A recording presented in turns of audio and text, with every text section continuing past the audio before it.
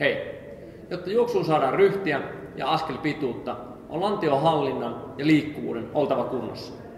Tee siis jokaviikkoisessa lihaskuntaharjoitteessasi myös lantiohallintaa ja liikkuvuutta kehittävää liikettä. Yksi vaihtoehto on tehdä seuraava. Käy tason päällä. Vie toinen jalka suoraksi ja nosta lantio ilmaan siten, että alaselkäsi pysyy suorassa ja toinen jalka nousee korkeaan koukkuasentoon lantion yläpuolella.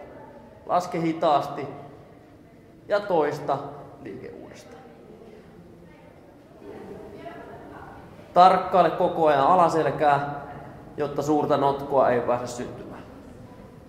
Tee liikettä aina 15-30 toistoon ja sarjoja aina 3-4.